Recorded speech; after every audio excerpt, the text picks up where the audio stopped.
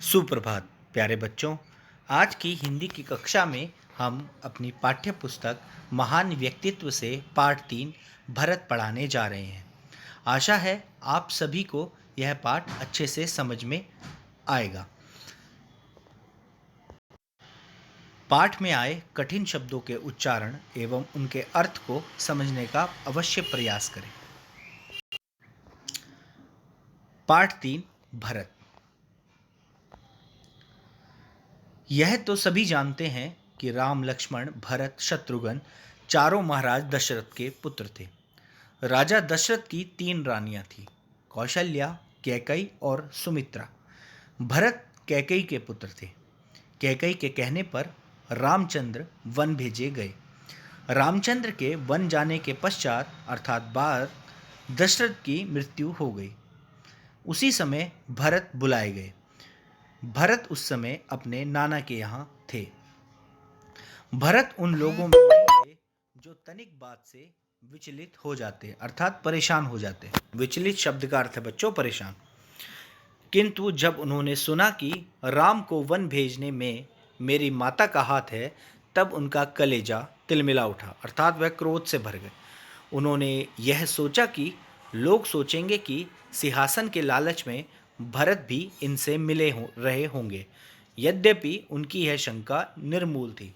मतलब कहने का अर्थ है कि उन्होंने सोचा कि सिंहासन के लालच में यह जो कार्य किया गया है, श्री राम जी को 14 वर्ष का वनवास मिला है, इस घृणित कार्य में, इस गंदे काम में भरत भी शामिल होंगे। उनको ऐसा लगा कि लोग ऐसा सोचेंगे। तो यद्यपि लेकिन उनकी यह जो शंका थी, यह जो डाउट था, वो निर्मूल थी अर्थात उसका कोई मूल नहीं था, यह सच नहीं था। तो दशरथ के अंतिम संस्कार से संबंधित कार्य होने के बाद लोगों ने उनसे अनुरोध किया, उनसे प्रार्थना की कि राजा दशरथ के प्राण त्यागते समय यही आज्ञा थी कि आप अयोध्या के राजा बने, इसलिए राजकाज संभालिए और प्रजा का इस प्रकार पालन कीजिए कि वे सुखी हों। मुनियों ने, विद्वानों ने, रानियों ने उन्हें समझाया, परंतु भरत नैतिक दृष्टि से इसे बहुत अनुचित मानते थे। नैतिक दृष्टि का अर्थ होता है बच्चों कि एक सामाजिक, व्यक्तिगत दृष्टि अर्थात नज़रिए से, किसी भी नज़रिए से, नैतिक नज़रिए से इसको बहुत अनुचित मानते थे। क्योंकि बड़ा भाई जब आपका वन में गया हुआ है और आप राज सिंहासन कैसे संभाल सकते हैं।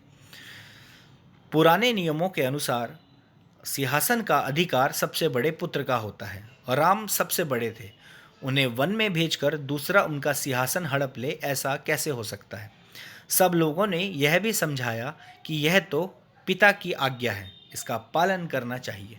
ऐसी अवस्था में सिंहासन पर बैठना अन्याय नहीं समझा जाना चाहिए। किंतु भरत ने उन लोगों की बात नहीं मानी। बड़े अनुनय विनय अर्थात बहुत ही ज़्यादा विनम्रता से उनसे प्रार्थना करके, बड़े ही अनुनय विनय अर्थात बड़ी प्रार्थना करके उनके साथ उन्होंने लोगों से भी प्रार्थना की कि मुझे राम से भेंट करने की आज्ञा दी जाए अर्थात मिलने की आज्ञा दी जाए। और उन लोगों से आज्ञा प्राप्त कर वे रामचंद्र से भेंट करने वन में गए। अनेक वनों में घूमते, लोगों से पूछते, नदियों को पार करते वे उस पहाड़ पर पहुँचे जहाँ रामचंद्र जी थे। राम को जब यह समाचार मिला तब सब कुछ छोड़कर वे सामने पहुँचे। भरत उनके चरणों में गिर गए। भरत के साथ और सब लोग भी थे, उनकी माताएं भी थी।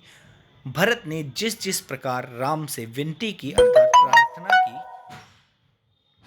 सारा दोष अपने सिर पर मढ़कर मतलब लेकर जिस ढंग से क्षमा याचना की, जिस ढंग से उन्होंने उनसे माफ़ी मांगी कि वह एक ऐसा उदाहरण है, ऐसा कार्य है जिसकी तुलना दूसरे संसार के किसी उदाहरण में नहीं मिलती। तो राम ने कहा, पिताजी की आज्ञा से तुम राज्य पर शासन करो अर्थात तुम राज्य संभालो।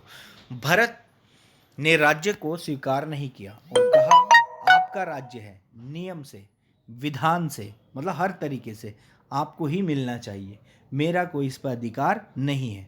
तो तुलसीदास जी ने रामचरितमानस में, जो तुलसीदास ने अपनी पुस्तक लिखी है अवधी भाषा में, रामचरितमानस जिसका नाम है, उसमें इसका बहुत मार्मिक वर्णन किया है, अर्थात बहुत मर्मपूर्वक वर्णन किया है, बड़ा ही दिल को छू लेने वाला वर्णन किया है, आपके मर्म को, आपके हृदय को छूने वाला वर्णन किया है।